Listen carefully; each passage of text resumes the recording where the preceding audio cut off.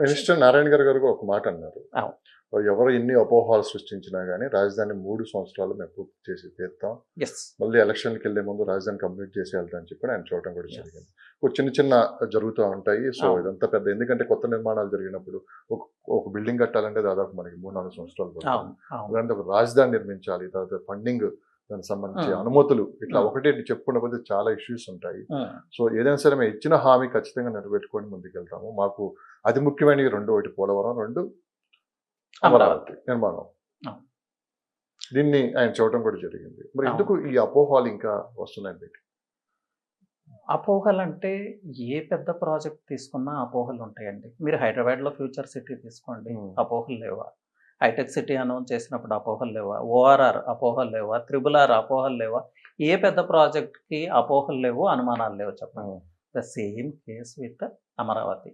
అలాగే మీరన్నట్లు ఫేజ్ 1 3 ఇయర్స్‌లో కంప్లీట్ చేస్తామని గవర్నమెంట్ ప్రామిస్ చేస్తా ఉంది. ఇప్పుడు అటువైపుగానే అడుగులేస్తుంది. ఫేజ్ 1 అంటే ఏంటి? గవర్నమెంట్ సిటీ, నాలెడ్జ్ సిటీ ఇవే గదా! గవర్నమెంట్ సిటీలో 5 iconic towers already work start అయినాయి. ఎల్ఎన్‌టీ వాళ్ళు, అలాగే I don't remember the names, ఇంకా 2 ఫర్మ్స్ ఉన్నాయి. వాళ్ళు మిషనరీ అంతా డంప్ చేశారు. బేసిక్ వర్క్ చేస్తా ఉన్నారు. ఇప్పుడు ఈ అమరావతిలో యూజ్ చేసే టెక్నాలజీ ఎలాంటిదంటే, చాలా ర్యాపిడ్‌గా కన్‌స్ట్రక్షన్ వర్క్స్ పూర్తి చేసే టెక్నాలజీ. వాళ్ళు చెప్పేదైతే ఈవెన్ 10 డేస్‌లో ఒక ఫ్లోర్ కన్‌స్ట్రక్ట్ చేయొచ్చు అని వాళ్ళు చెప్తున్నారు. బట్ వెయిట్ అండ్ సీ అండి. అది పాసిబుల్లా కాదా అని. హ్మ్. సో, ఆ టెక్నాలజీతో చేస్తే 3 ఇయర్స్ ఫేజ్ 1 అంటే గవర్నమెంట్ సిటీ అయితే కంప్లీట్ చేయొచ్చు. ఓకే. ఏది ఈ 3 ఇయర్స్‌లో ఫేజ్ 1 కంప్లీట్ యెస్. అయిపోయింది. ఐకానిక్ టవర్స్ కావచ్చు. సో ఏదన్నా మీరైతే చెప్పారు కదా! ఈ 9 నగరాలు ఏదైతే ప్లాన్ చేసుకుందో హ్మ్. గవర్నమెంట్ ఈ హ్మ్. 9 నగరాలు ముందుగా డెవలప్ చేద్దామని చెప్పి కూడా ఆళ్ళు అనుకున్నారు. అవును. మీరన్నట్టు ఎడ్యుకేషన్ సిటీ ఒకటి. అవును. రకరకాలుగా 9 సీట్లు అయితే వచ్చేసింది. సో ఈ హ్మ్. 9 సీట్లలో ఎలా జరుగుతుంది వర్క్స్? ఏంటి లేటెస్ట్ అప్డేట్స్ ఏంటి? ఇప్పుడైతే బేసిక్ ఇన్‌ఫ్రాస్ట్రక్చర్ వర్క్ జరుగుతుందండి.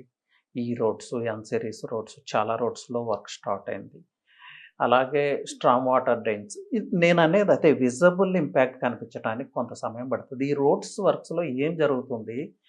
ముందు ఈ strong water drains, trunk infrastructure అంటారు దీన్ని. హ్మ్. Strong water drains, water pipe lines, sewage pipe lines, IoT lines ఇవన్నీ ముందు ప్రిపేర్ చేయటం జరుగుతది. తర్వాత రోడ్ ఫార్మ్ అవుతది.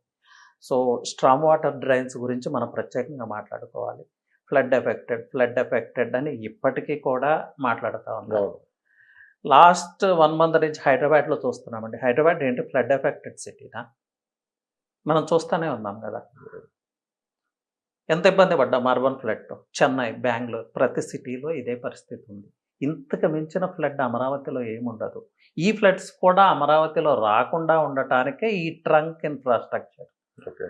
So, Amaravati flood affected city కాదంటే ఫ్యూచర్‌లో కూడా ఫ్లడ్ వచ్చే అవకాశాలు లేవు. సో, దానికోసమే ట్రంక్ ఇన్‌ఫ్రాస్ట్రక్చర్. ఇప్పుడు హైదరాబాద్‌కో, బెంగుళూరుకో ట్రంక్ ఇన్‌ఫ్రాస్ట్రక్చర్ క్రియేట్ చేయలేము. దానికోసం ఈ అర్బన్ ఫ్లడ్డింగ్. ఇది అందరూ ఇన్వెస్టర్స్ అందరూ గమనించాలి. సో మొత్తం మీద తీసుకున్నామంటే ఇటు ఫోర్త్ సిటీ మరోపక్కటి అమరావతి. అవును. అంటే ఇన్వెస్టర్స్‌కి ఇదొక కన్‌ఫ్యూజ్ వాతావరణం ఏమైనా కనిపిస్తుందా? అంటే ఎక్కడ ఇన్వెస్ట్ చేయాలి? Hyderabad already developed. Yes. So హైదరాబాద్‌లో ఇంక ముందుకెళ్ళేదే గాని వెనక్కి వచ్చేదేమి ఉండదు. అవును. అట్లా అని చెప్పి అమరావతి తీసుకున్నామంటే ఇప్పుడు కొత్తగా డెవలప్ అవుతున్న సిటీ అది చంద్రబాబు నాయుడు గారి యెస్. చేతుల్లో యెస్. ఉంది. సో ఇది ఒక కన్‌ఫ్యూజన్‌లో ఉన్నారనుకోవచ్చు మనం. లక్ష్మణ్ గారు Hyderabad and Amaravati entirely different cities అండి. Hmm. We can't compare. Hyderabad అనేది 400 ఇయర్స్ హిస్టరీ. ఫార్మాకి ఓల్డ్ హబ్ ఇది. IT hub. అలాగే బయో సైన్సెస్‌కి ఇలా చెప్పుకుంటా పోతే ఎవ్రీ వన్ వ్యాక్సిన్ ప్రపంచంలో ప్రొడ్యూస్ అయితే 3 వ్యాక్సిన్స్‌లో ఒక వ్యాక్సిన్ హైదరాబాద్ నుంచే హైదరాబాద్ నుంచి వెళ్తది. సో, హైదరాబాద్ ఇన్వెస్ట్‌మెంట్స్ హైదరాబాద్‌కే ఉంటాయి. అయితే అమరావతి యొక్క ప్రత్యేకత ఏంటంటే totally new city. Massive land bank. వరల్డ్‌లో ఉన్న బెస్ట్ ఇన్‌ఫ్రాస్ట్రక్చర్ సిటీలో తీసుకొస్తా ఉన్నారు.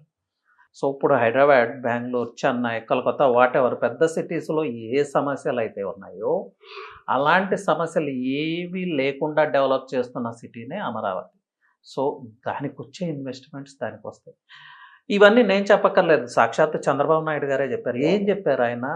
హైదరాబాద్ అండ్ అమరావతి 2 కూడా ఇండియాలోనే టాప్ సిటీస్ కాబోతున్నాయని సాక్షాత్తు చంద్రబాబు నాయుడు గారే చెప్పారు. జస్ట్ నో ఇదే మాట కాంపిటీషన్. మనం ఒకసారి మొన్న నితిన్ గడ్కరీ వచ్చినప్పుడు ఒక మీటింగ్ కూడా జరిగింది. హ్మ్. అమరావతి నుంచి హైదరాబాద్ వరకు ఒక గ్రీన్ ఫీల్డ్ హైవే ఒకటి, మళ్ళీ కొత్త అవును. రోడ్ అనేది రాబోతుందని చెప్పి Yes. కూడా విన్నాము. Yes. సో దానికి సంబంధించి డిపిఆర్ కూడా రెడీ చేస్తున్నారని చెప్పి విన్నాము. ఎలాంటి డ్రాస్టిక్ చేంజెస్ జరగబోయే అవకాశం ఉంది ఇక్కడ? కొత్త కనెక్టివిటీ వచ్చినప్పుడు టోటల్ డైనమిక్స్ అన్నీ చేంజ్ అవుతాయండి ఆ ప్రాంతాన్ని. ఇది వరల్డ్ వైడ్‌గా ప్రూవ్ అయిన థింగ్. ఎక్కడ న్యూ రోడ్ వస్తే అక్కడే డెవలప్‌మెంట్ వస్తది. ఇప్పుడు రాబోయేది మేనేజ్డ్ హైవే. మేనేజ్డ్ హైవే అంటే టోల్డ్, కంట్రోల్డ్ హైవే. 2.5 అవర్స్‌లో హైదరాబాద్ నుంచి విజయవాడ రీచ్ అయ్యేలాగా రాబోతుంది ఈ హైవే. అంటే ఉన్న బ్రౌన్ ఫీల్డ్ హైవేనే ఎక్స్టెండ్ చేసి దాన్ని గ్రీన్ ఫీల్డ్ హైవేగా మార్చి 8 లైనో, 10 లైనో చేసి మేబీ 8 లైన్ కావచ్చు. చేసి 2.5 అవర్స్‌లో మనం హైదరాబాద్ నుంచి విజయవాడకి రీచ్ అయ్యేలాగా, అక్కడి నుంచి మచిలీపట్నం పోర్ట్‌కి రీచ్ అయ్యేలాగా. ఇది ఎందుకు అంటే 2 క్యాపిటల్స్ మధ్య కనెక్టివిటీ కోసం. అలాగే మోస్ట్ ఇంపార్టెంట్ థింగ్ ఏంటంటే మచిలీపట్నం పోర్ట్ అండి. Machilipatnam port is getting ready. తెలంగాణకి పోర్ట్ లేదు. సో ఈ గ్రీన్ ఫీల్డ్ హైవే అటాచ్డ్‌గా డ్రై పోర్ట్స్ క్రియేట్ చేసుకుంటే తెలంగాణ లాజిస్టిక్స్ అంతా అక్కడ డంప్ చేస్తారు. అక్కడి నుంచి మచిలీపట్నం పోర్ట్‌కి తరలిస్తారు. దానికోసమే ట్రేడ్ కోసమే ఈ హైవే. రియల్ ఎస్టేట్ పరంగా ఎలాంటి చేంజెస్ కనపడతాయి? రియల్ ఒకవేళ ఎస్టేట్ ఇదిగైనా పట్టాలెక్కి రేపు వర్క్ స్టార్ట్ చేస్తే రూట్ మ్యాప్ ఎలా ఉంటుంది? యెస్ అండి. రియల్ ఎస్టేట్ పరంగా డ్రాస్టిక్ చేంజెస్ ఉంటాయి. ఇప్పటి వరకు రియల్ ఎస్టేట్ వెంచర్స్ కనుగొని ప్రదేశాలు కూడా కొన్ని రియల్ ఎస్టేట్‌కి అనుకూలంగా మారుతాయి. సో ల్యాండ్ బ్యాంక్ పెరుగుతది. అలాగే కొంత ప్రైస్ గ్రోత్ వస్తది. న్యూ ఇన్‌ఫ్రాస్ట్రక్చర్ వస్తది. అంటే వేర్ హౌసెస్ కావచ్చు, కోల్డ్ స్టోరేజెస్ కావచ్చు, మల్టీప్లెక్సెస్ కావచ్చు, ఇలా అన్ని రకాల డెవలప్‌మెంట్స్ ఆ ప్రాంతాల్లో వస్తాయి. పాపులేషన్ పెరుగుతది. డెన్సిటీ ఆఫ్ పాపులేషన్ పెరుగుతది. జాబ్స్ పెరుగుతాయి ముఖ్యంగా. సమ్ ఇండస్ట్రీస్ అటువైపు మూవ్ అయ్యే అవకాశం ఉంది. అంటే విజయవాడ హైవేకి మూవ్ అయ్యే అవకాశం ఉంది. కొన్ని ఇండస్ట్రియల్ పార్క్స్ ఉన్నాయి. లాజిస్టిక్ పార్క్స్ ఉన్నాయి. సో ఇవన్నీ హోల్‌సమ్ గ్రోత్‌కి దారితీస్తాయి. అలాగే ఏపీకి, తెలంగాణకి ఈ 2 క్యాపిటల్స్ మధ్యలో ఒక ఫ్రెండ్లీ ట్రేడ్ అట్మాస్ఫియర్ క్రియేట్ చేయడానికి ఇది దోహదపడుతది. సో ఇప్పుడు ఎవరైతే ఆ హైవేలో ఇన్వెస్ట్ చేశారో మంచి ప్రాఫిట్స్ రీచ్ చేసుకోవచ్చు. ఫ్యూచర్‌లో వచ్చే వెంచర్స్‌లో ఇన్వెస్ట్ చేసుకున్నా కూడా మంచి గ్రోత్ వస్తది. అలాగే అక్కడ ఓఆర్ఆర్ వస్తా ఉంది. ఇక్కడ రీజనల్ రింగ్ రోడ్ వస్తా ఉంది. చూడండి ఎంత డ్రాస్టిక్ చేంజెస్ వస్తాయి. రైట్ టైమ్ టు ఏదైనా ఇవన్నీ ఇన్వెస్ట్. చూడాలంటే మనకు ఒక 10 ఇయర్స్ పడుతుందంటారా? యెస్. డెవలప్‌మెంట్ అనేది స్లో ప్రాసెస్, టైమ్ అవును. టేకింగ్. 5-10 ఇయర్స్ అయితే పడతది. అయితే 10 ఇయర్స్ తర్వాత ఇన్వెస్ట్ చేయాలంటే మనకు అందుబాటులో అవును. ఉండవు కదా! This is the right time. లేదా రైట్ టైం. ఓహో! ఇదే ఇది తక్కువలో ఉన్నప్పుడు ఎప్పుడైనా సరే అవును. తీసుకోవాలంటారు. అవును. అండ్ 29 గ్రామాలకు సంబంధించి మార్కెట్ ఎలా ఉంది సార్? అసలు ఏంటి, అక్కడ ఏం జరుగుతుంది? యెస్. సో కొనుగోళ్లు ఎలా ఉన్నాయి? అమ్మకాలు ఎలా ఉన్నాయి? అసలు ఇన్వెస్టర్స్ అటువైపు చూస్తున్నారా? ఎలాంటి ఇన్వెస్ట్మెంట్స్ అటు వచ్చే అవకాశం ఉంది? యాహ్! 29 గ్రామాల్లో అయితే కొంత పాజిటివ్ ఉంది. కొంత నెగెటివ్ కూడా ఉందండి. ఉమ్. నాకొచ్చే కాల్స్ చూస్తే కొంతమంది ఎన్ఆర్ఐస్ ఏమో వాళ్ళ ఫ్లాట్స్ సెల్ చేసేయాలి అనే ఉద్దేశంతో మాట్లాడుతా ఉన్నారు. ఫ్యూ ఎన్ఆర్ఐస్ అక్కడ ఏదన్నా రీజనబుల్ ప్రైస్‌లో మాకేదన్నా దొరుకుతదా? లాస్ట్ 4-5 మంత్స్ బ్యాక్ నన్ను కాంటాక్ట్ చేసిన వాళ్ళు అక్కడ ప్రైజెస్ చూసి 70,000, 60,000 చూసి ఆగిపోయిన వాళ్ళు ఇప్పుడు ముందుకొస్తా ఉన్నారు. ఉమ్. ఏమన్నా ప్రైజెస్ రీజనబుల్ ప్రైస్‌లో దొరికే అవకాశం ఉంటే తీసుకుందామనే ఆలోచనలో ఉన్నారు. అలాగే అమరావతిలో వాతావరణం చూస్తే రియల్టర్స్ ప్రకారం చూస్తే ప్రైజెస్ ఏం తగ్గలేదు అని వాళ్ళు చెప్తా ఉన్నారు. బట్ ఫ్లాట్ ఓనర్స్ అయితే కొంత గ్రహించారు ప్రైజెస్ తగ్గనియి అని. ఇక్కడ ఒక విషయాన్ని మనం అర్థం చేసుకోవాలండి. తెలంగాణకి, ఏపీ రియల్ ఎస్టేట్‌కి ఒక వేరియేషన్ ఉంది. తెలంగాణ ఆర్గానిక్‌గా గ్రోత్ అవుతా ఉంటుంది. బట్ ఏపీలో ఏంటంటే ఏదన్నా బిగ్ అనౌన్స్‌మెంట్ వచ్చినప్పుడు రేట్స్‌ని ఒకేసారి స్పైక్ చేస్తారు. స్పైక్ చేసినప్పుడు ఆ 2-3 మంత్స్ బావుంటది గానీ తర్వాత అది వేరే ప్రాబ్లమ్స్‌కి దారితీస్తది. సో లాస్ట్ టైమ్ కూడా అదే జరిగింది. సో అది స్టేబుల్ కావాలి మార్కెట్. ఇది గుడ్ మూవ్ అండి. ప్రైజెస్ తగ్గటం అంటే తప్పేం కాదు. Good move. మార్కెట్ స్టేబుల్ అవుతది. ఇంకొక 6 మంత్స్ కన్నా స్టేబుల్ అవుతది. ఆర్గానిక్ గ్రోత్ అప్పుడు స్టార్ట్ అవుతది. ఏదైనా సరే ఇప్పుడు రియల్ ఎస్టేట్ గురించి మనం మాట్లాడుతున్నాం. హ్మ్.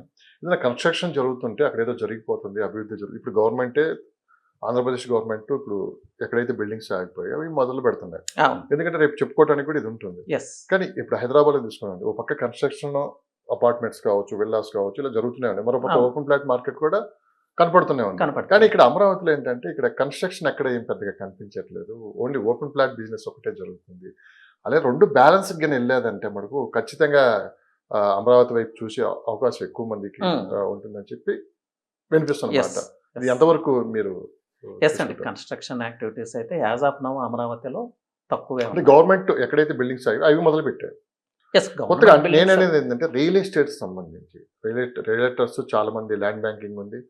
సో వాళ్ళు ఒక అపార్ట్మెంట్స్ విల్లాస్ అక్కడ వర్క్స్ కింద స్టార్ట్ చేశారంటే ఒకసారిగా కాస్త చేంజెస్ కూడా ఎక్కువ కనపడే అవకాశం ఉందని ఎస్ భావన. అండి. మీరనేది వాస్తవం. బట్ మీరనే కన్‌స్ట్రక్షన్ యాక్టివిటీస్ ఎప్పుడు స్టార్ట్ అవుతాయి? బేసిక్ ఇన్‌ఫ్రాస్ట్రక్చర్ కంప్లీట్ అయిన తర్వాత మీకు విల్లాస్, అపార్ట్మెంట్స్ ఇవన్నీ స్టార్ట్ అవుతాయి. సో, ఆ బేసిక్ ఇన్‌ఫ్రాస్ట్రక్చర్ కంప్లీట్ అవ్వాలి గదా! మేబీ 6 మంత్స్‌కో, 1 ఇయర్‌కో కొన్ని ఈ సిరీస్ రోడ్స్, ఎన్ సిరీస్ రోడ్స్ కంప్లీట్ అవుతాయి. హ్మ్. సివేజ్, డ్రైనేజ్ ఇవన్నీ కంప్లీట్ అవుతాయి. అప్పుడే మనం అపార్ట్మెంట్ కన్‌స్ట్రక్షన్‌కో, విల్లా కన్‌స్ట్రక్షన్‌కో వెళ్ళగలం. అలాగే బిల్డర్స్ రెడీ అండి. బట్ గవర్నమెంట్ ఇంకా పర్మిషన్స్ ఇవ్వటం స్టార్ట్ చేయలేదు. ఇది కూడా తెలుసుకోవాలి. ల్యాండ్ బ్యాంక్ ఉంది. బిల్డర్స్ రెడీగా ఉన్నారు. ఎప్పుడైతే ఈ బేసిక్ ఇన్‌ఫ్రాస్ట్రక్చర్ కంప్లీట్ అవుతది, గవర్నమెంట్ పర్మిషన్స్ ఇస్తదో అప్పుడు స్లోగా కన్‌స్ట్రక్షన్ అనేది స్టార్ట్ అవుతది. రియల్ ఎస్టేట్‌లో ఒక లైన్ ఉంటదండి. ఫస్ట్ ఫ్లాటింగ్ ప్రాజెక్ట్సే వస్తాయి. తర్వాత villa projects, apartment projects start అవుతాయి. ఎప్పుడైతే విల్లా, అపార్ట్మెంట్స్ స్టార్ట్ అవుతాయో ఈ ప్లాటింగ్ ఇన్వెంటరీ తగ్గిపోతా ఉంటది గ్రాడ్యువల్‌గా. ఇది స్టెప్ బై స్టెప్ జరుగుతది. ఎట్ ఏ టైమ్ జరగాలంటే కాదు కదా! ఓకే. ఏదైనా టైం పడుతుంది కొంచెం. టైం పడతది. ఓకే. సో మొత్తం మీద చూసుకున్నామంటే ఇప్పుడు సిఆర్‌డిఏ జోనల్ బిల్డింగ్ అయితే దాదాపు రెడీ అయిపోయింది. యెస్. సో దీనివల్ల ఏంటి సార్ అంటే ఇప్పుడు ఆ 29 గ్రామాలకు కావచ్చు, లేదంటే ఆ చుట్టుపక్కల ఏదైనా పర్మిషన్స్ సంబంధించి గతంలో కొన్ని ఇబ్బందులుండేయి. సో అవును. ఎప్పుడైతే ఈ జోనల్ ఆఫీసు రెడీ అయిపోయిందో కాస్త ఇయన్నీ తగ్గిపోయి ఒక క్లారిటీ వచ్చే అవకాశం ఉందని చెప్పి కూడా యెస్. వినిపిస్తుందన్నమాట. అవునండి. దీన్ని ఎలా చూడొచ్చంటారు? యెస్. సిఆర్‌డిఏ జోనల్ ఆఫీస్ అమరావతిలో స్టార్ట్ అయితే, సో, ఆ కమిషనర్ ఎవరైతే ఉన్నారో, లేకపోతే ఎంప్లాయీస్ ఎవరైతే ఉన్నారో, అమరావతి నుంచే వర్క్ స్టార్ట్ చేస్తా ఉన్నారు. వర్క్ మానిటర్ చేసుకోవటానికి గానీ, స్పీడప్ చేసుకోవటానికి గానీ అవకాశం ఉంటది. ఇప్పుడు ఎక్కడి నుంచో ఆపరేట్ చేస్తా ఉన్నారు. బట్ ఇప్పుడు గ్రౌండ్ రియాలిటీస్ ఎవ్రీ డే వాళ్ళు చెక్ చేసుకోవచ్చు. అలాగే అమరావతిలో చెప్పుకోవటానికి ఒక ల్యాండ్‌మార్క్ సిఆర్‌డిఏ బిల్డింగ్ కనిపిస్తా ఉంది. ఎవరో ఇన్వెస్టర్ వస్తారు. లేకపోతే ఎవరో ఫండింగ్ కోసం వస్తారు. ఇలా డిఫరెంట్ ఫారిన్ విజిటర్స్ వస్తారు. అక్కడ ఏదో చూపించాలి గదా! మెయిన్ హెడ్ ఆఫీస్ ఏది? పరిపాలన అంతా ఎక్కడి నుంచి జరుగుతుంది? ఆ పవర్ సెంటర్ ఏది? అదే CRDA office. So, CRDA office itself ఒక మెసేజ్ ఇస్తదండి. ఏ దాని డిజైన్ గాని, లోపల ఉన్న ఇంటీరియర్స్ గాని, ఇవన్నీ ఫ్యూచర్‌ని విజువలైజ్ చేయటానికి ఒక అవును. అవకాశాన్ని క్రియేట్ చేస్తాయి. ఈజీ దట్ ఈస్ గవర్నెన్స్ మళ్ళీ ఏదన్నా పనుల మీద అవును. వెళ్ళినా గానీ అవును. గతంలో కొన్ని ఇబ్బందులుండేవి. త్వరగా వర్క్స్ అవ్వటానికి వీటన్నిటికి అవకాశం ఉంటది. ముఖ్యంగా ఇన్‌ఫ్రాస్ట్రక్చరల్ వర్క్స్ స్పీడప్ అవుతాయి. ఇది ఫేజ్ 2 భూసేకరణకెళ్ళినప్పుడు ఎందుకు కాస్త వ్యతిరేకత వచ్చిందండి? వ్యతిరేకత రావటానికి కారణం ఫేజ్ 1లో ఏదైతే భూములు తీసుకున్నారో రైతుల దగ్గర నుంచి, భూములు తీసుకొని మళ్ళీ రైతులకి కొంత భూమి అలాట్ చేయడం జరిగింది. హ్మ్. ఆ భూముల్లో ఇప్పటికీ రోడ్స్ గానీ, డ్రైనేజ్ గానీ ఇలాంటి బేసిక్ ఇన్‌ఫ్రాస్ట్రక్చర్ కంప్లీట్ చేయలేదు. హ్మ్. ఆ బేసిక్ ఇన్‌ఫ్రాస్ట్రక్చర్ కంప్లీట్ చేయనప్పుడు రైతులు అమ్ముకోవాలంటే కష్టం గదా! అవును. సరిహద్దులు కూడా చెరిగిపోయాయి అని. సరిహద్దులు కూడా ప్రాపర్‌గా లేవు. ఇప్పుడైతే కొంత వర్క్ జరుగుతా ఉంది. ఇప్పుడు రైతులు ఆల్‌మోస్ట్ 10 ఇయర్స్ ఇబ్బందులు పడ్డారు. హ్మ్. సో, వాళ్ళలో అగైన్ ట్రస్ట్ బిల్డ్ అవ్వాలంటే ఆల్రెడీ తీసుకున్న భూముల్లో కొంత డెవలప్‌మెంట్ చేసి చూపిస్తే, ఈ రైతులు వాళ్ళ ఫ్లాట్స్‌ని అవసరమైనప్పుడు సెల్ చేసుకోగలిగితే, మిగతా ప్రాంతాల్లో ఉన్న రైతులు మేబీ పాజిటివ్‌గా ముందుకు రావచ్చు. కానీ ఇక్కడ వీళ్ళు ఇబ్బంది పడటం చూసి వాళ్ళు భూములు ఎలా ఇస్తారు? So, that is the problem అండి. అదేనా లేదంటే రాజకీయ కోణంలో కూడా మనం దీన్ని చూడొచ్చంటారా? యెస్. రాజకీయాలు రాజకీయ అంటే పార్టీలు ఇప్పుడు జనరల్‌గా అంటే వాస్తవాలు మాట్లాడుకుంటే హ్మ్. గత ప్రభుత్వం అధికారంలో ఉన్నప్పుడు ఇంక రాజధాని విషయంలో చాలా క్లారిటీగా వాళ్ళు చెప్పేశారు. 3 అవును. రాజధానులని చెప్పి. అవును. అప్పుడు ఒక క్లారిటీ ఉండేది అందరికి. బాబు గారు ఉన్నప్పుడు ఒక క్లారిటీ ఉంది. ఇంక మన అవును. రాజధాని అమరావతి. అవును. అమరావతిలో మనం ఇక ఒక కొత్త ప్రపంచాన్ని చూడబోతున్నాం అని చెప్పి ఉన్నారు. హ్మ్. ప్రభుత్వం మారింది. వెంటనే వీళ్ళ డెసిషన్ మారింది. యెస్. సో, అప్పుడు ప్రజలకు కూడా ఏంటంటే ఇంక జగన్ మొండి వైఖరి ఇంక ఆయన హ్మ్. ఒకసారి డెసిషన్ తీసుకుంటే మారడు అని చెప్పి. అవును. ఆల్రెడీ ఇప్పుడు 1 ½ ఇయర్ కంప్లీట్ అయిపోయింది. హ్మ్. నెక్స్ట్ ఇంకొక 1 ½ ఇయర్ గిన అయిపోతే ఎలక్షన్ ఇయరే. యెస్. మళ్ళీ జగన్ వస్తే ఏంటి పరిస్థితి? మళ్ళీ ఇలాంటి చేంజెస్ హ్మ్. ఆయన గిన నిర్ణయం తీసుకుంటే మా పరిస్థితి ఏంటని చెప్పి ఒక గందరగోళ వాతావరణంలో ఉన్నారు. ఇక్కడ ఒక మెయిన్ పాయింట్ ఏంటంటే జగన్మోహన్ రెడ్డి గారు హ్మ్. అధికారంలో ఉన్నప్పటి భయం కంటే ఆయన ప్రతిపక్షంలో ఉన్నప్పుడు ఎక్కువ జనాలు భయపడుతున్నట్టు కనిపిస్తుంది ఇక్కడ. ఎందుకంటే ఏదోటి ముందు ఇప్పటికైనా యాహ్! జగన్మోహన్ రెడ్డి గారు బయటకొచ్చి లేదు అమరావతి ఉంటుంది అని చెప్పి ఒక మాట చెప్పలేకపోతున్నారు. అవును. రేపొద్దున ఏంటి మా పరిస్థితి? ఇప్పుడు ఇంత ఇన్వెస్ట్ చేసామనుకో, రేపు మళ్ళీ చేంజ్ అన్నారనుకో, ఆల్రెడీ ఒకసారి దెబ్బతిన్నాం. మళ్ళీ ఎక్కడ ఇదనేది కూడా కానీ ప్రభుత్వం కూడా చాలా క్లియర్‌గా చెప్తుంది. ఇప్పుడున్న ప్రభుత్వం. అలాంటి అనుమానాలు మీరు పెట్టుకోవద్దు. దీని మీద ప్రత్యేక చట్టాలు తీసుకొని వస్తాం. కేంద్ర ప్రభుత్వం కూడా చాలా సీరియస్‌గా అమరావతి మీద తీసుకుంది. ఎస్. దానికి అనుగుణంగానే మొన్న ప్రధానమంత్రి మోదీ గారు మళ్ళీ వచ్చి అక్కడ అవును. సభ పెట్టడం కూడా జరిగింది. ఉమ్. ఓవరాల్‌గా ఇదంతా చూస్తుంటే మీకు ఏమనిపిస్తుంది? మీరు కూడా నాకు తెలిసి ఆ విజయవాడ పరిసర ప్రాంతాల వాళ్ళు కావచ్చు. అవునండి. అవును. లక్ష్మణ్ గారు, ఇది చాలా సెన్సిటివ్ థింగ్. అయితే రాజకీయ నాయకులు, రాజకీయ పార్టీలు రాజకీయాలే చేస్తాయి, వేరే ఏం చేయరు. కానీ అది ఒకప్పుడు. ఒకప్పుడు అంటే ఇది రాజకీయ పార్టీలు రాజకీయాలే చేస్తాయి. దురదృష్టవశాత్తు ఏమైందంటే, యాక్చువల్గా తెలుగు పీపుల్ చాలా అవేర్నెస్ ఉన్న పీపుల్. కానీ ఎందుకో తమిళనాడు లాంటి కల్చర్, అలాంటి కల్చర్ ఏపీలో ఇప్పుడు చూస్తా ఉన్నాం. తమిళనాడు వేగంగా సార్ ముందుకెళ్తుంటే తమిళనాడు, బీహార్ కూడా మించిపోయింది అంటున్నారు చాలా మంది డిబేట్లో. సో అది నా మాట అయితే కాదులే కానీ ప్రస్తుత రాజకీయాల్లో అదే అంత కొత్త ఇబ్బంది. ఇన్వాల్వ్మెంట్ అయిపోయారు. Yes ప్రజల అండి, అది జీవితాల్లోకి, ప్రజల ఇంట్లో కూడా ఎంట్రీ అయిపోయారు. అంటే Yes. అసలు డెసిషన్ తీసుకోవాలంటే రాజకీయ నాయకుడు వ్యక్తి అనే ఆలోచన పోతుంది. మన ఇంట్లో Yes. మనం డెసిషన్ తీసుకోవడానికి కూడా బయటికి అవును. చెప్పుకునే అవును. స్థితికి వెళ్ళిపోయాం మనం ఈ యా రోజు. యా వీళ్ళు పవర్ సెంటర్స్ లాగా అయిపోయారండి. ఒకరు తక్కువ, ఒకరు ఎక్కువ అనడానికి లేరు. తమిళనాడు రాష్ట్రం వేగంగా ముందుకు తీసుకెళ్తుంటే ఏపీలో ఇలాంటి రాజకీయాలు అయితే వచ్చినాయి. బట్ అండి, ప్రపంచవ్యాప్తంగా ప్రూవ్ చేసుకున్నారు తెలుగు ప్రజలు చాలాసార్లు. అవును. తెలుగు ప్రజలు అవేర్నెస్ ఉన్న ప్రజలు. ఇది కొంతకాలమే ఉంటుంది. డెవలప్మెంట్ ఆకాంక్షించే ప్రజలే కానీ తెలుగు ప్రజలు ఎప్పుడూ ఈ ఫ్యాక్షన్లు, ఈ కొట్లాట్లు వీటి జోలికి పోరు. సో కొంతకాలం నడుస్తుందేమో కానీ అగైన్ నార్మల్ అవుతుందండి. Nothing to worry. ప్లస్ మీరన్న భయాల గురించి మాట్లాడితే దానికోసమే ఈ ఫేజ్ 1కి డెడ్ లైన్ పెట్టింది.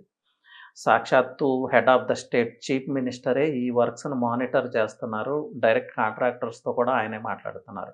ఇన్ కేస్ ఎవరైనా వర్క్ లేట్ చేస్తే వాళ్ళని తప్పించి ఇంకొక కంపెనీని అక్కడికి తీసుకురావటం కూడా జరిగింది కొన్ని ఒప్పందాల్లో. సో ఎట్టి పరిస్థితుల్లో 3 ఇయర్స్లో ఈ వర్క్స్ కంప్లీట్ చేసి, సెంట్రల్ గవర్నమెంట్ అనుకూలంగా ఉంది కాబట్టి దానికి ఒక గెజెట్ టెక్నికల్ టర్మ్స్ నాకు తెలియదు, gazette notification what ever it is, ఇది శాశ్వత రాజధాని మార్చడానికి అవకాశం లేకుండా ఒక చట్టం చేయాలి. ఆ వర్క్లోనే ఉంది ప్రజెంట్ గవర్నమెంట్. సో రాజకీయ వైషమ్యాలు అనేవి ఎల్లకాలం ఉండదు. వన్స్ ఇది శాశ్వత రాజధాని అన్నప్పుడు జగన్మోహన్ రెడ్డి గారైనా ఇంకెవరు అధికారంలోకి వచ్చినా కూడా దీన్నే ముందుకు తీసుకెళ్తారు. సో ఈ కక్షలు, కార్పణ్యాలు ఇవన్నీ ఎల్లకాలం ఉండేది కాదు కదా. ఇప్పుడు తెలుగు రాజకీయ నాయకులు ఎప్పుడైనా అభివృద్ధిని ముందుకు తీసుకెళ్లారు, చిన్న చిన్న విషయాలు ఉన్నప్పటికీ కూడా. సో అమరావతిలో కూడా ఇదే జరుగుతుందని ఆశిద్దాం.